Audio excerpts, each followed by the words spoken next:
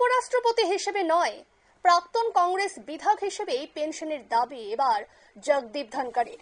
বিজেপির সঙ্গে মতবিরোধ স্পষ্ট জগদীপ ধনকরের, এবং এ নিয়ে বিস্তারিত জানবো। আমাদের সঙ্গে রয়েছে প্রতিনিধি সৌম্য মুখোপাধ্যায়। সৌম্য, কি জানতে পারছো এই যে প্রাক্তন কংগ্রেস বিধায়ক হিসেবে পেনশনের আবেদন জগদীপ ধনকরের, কি খবর আছে? দেখো, বিষয়টা হচ্ছে যে 1.5 মাস আগে উপরাষ্ট্রপতির পদ থেকে ইস্তফা দিয়েছিলেন ভারতের উপরাষ্ট্রপতি জগদীপ ধনকর। তিনি তারপর থেকেই কার্যত নিকট ছিলেন।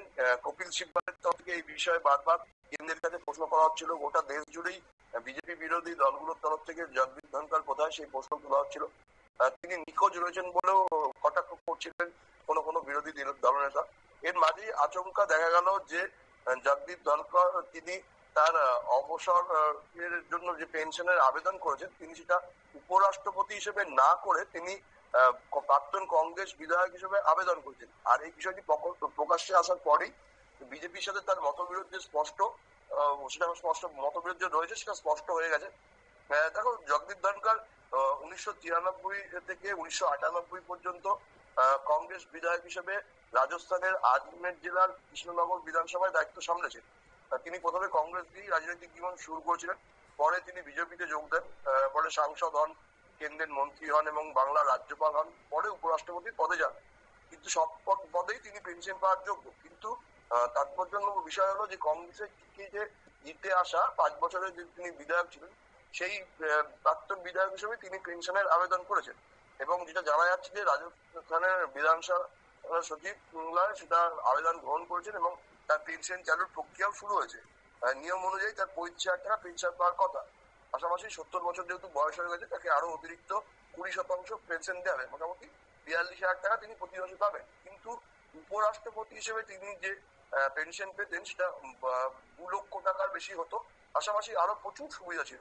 সেই সুবিধাগুলো তিনি না নিয়ে তিনি একজন সামান্য প্রাক্তন কংগ্রেস বিধায়ক হিসেবে কেন পেনশন নেবেন, সেটাই প্রশ্ন উঠে আসছে। এবং যেটা জানা যাচ্ছে যে জগদীপ ধনকরের ওপর তিনি যে কিছু কাজকর্ম করেছিলেন অধিবেশনের আগে, এবং তিনি যে কংগ্রেস বা বিরোধী দলনেতাদের সুযোগ দিচ্ছিলেন বক্তব্য রাখার জন্য, তাতেই একটা দূরত্ব তৈরি হয় বিজেপির সঙ্গে, এবং বিজেপির চাপে পড়েই জগদীপ ধনকর পদত্যাগ করতে বাধ্য হন বলে অভিযোগ করেছিল বিরোধীরা। এখন সেই অভিযোগই মান্যতা পেল, কারণ জগদীপ ধনকরের সাথে বিজেপির বিরোধ যে হয়েছে এই ঘটনার মধ্যে দিয়ে স্পষ্ট হয়ে গেল। তিনি বিজেপিতে আসার পর থেকে একাধিক পোস্টে ছিলেন, কিন্তু সেই সমস্ত পোস্টে তিনি পেনশনের আবেদন না করে তিনি কংগ্রেস বিধায়ক হিসেবে আবেদন করেছেন, যেটা তিনি প্রায় 30 বছর আগে যে দলে ছিলেন। ফলে বিজেপির সাথে তার দূরত্ব স্পষ্ট হয়েছে। পাশাপাশি একটা রাজনৈতিক জল্পনা তৈরি হয়েছে যে জগদীপ ধনকর যদি এখন বিজেপির বিরুদ্ধে মুখ খোলেন এবং কংগ্রেসের দিকে যান, তাহলে বিহার ভোটের আগে এবং উপরাষ্ট্রপতি নির্বাচনের আগে বিরোধী শিবির আলাদাভাবে একটা অক্সিজেন পাবে এবং চাপে পড়বে বিজেপি সহ এনডিএ জোট। ধন্যবাদ সৌম্য। আপনারা শুনলেন, অর্থাৎ উপরাষ্ট্রপতি হয়েও প্রাক্তন কংগ্রেস বিধায়ক হিসেবে পেনশনের আবেদন জগদীপ ধনকরের, তা নিয়ে কিন্তু একটা প্রশ্ন উঠছেই। এবং যেমনটা জানা গেছে যে 1.5 মাস আগে তিনি এই নিয়ে ইস্তফা দিয়েছিলেন এবং মাঝে মধ্যে নিখোঁজও ছিলেন, এবং হঠাৎ করে এই পেনশনের আবেদন নিয়ে বিজেপির সঙ্গে তার কিন্তু মতবিরোধ স্পষ্টই বলে এমনটাই কিন্তু জানা যাচ্ছে।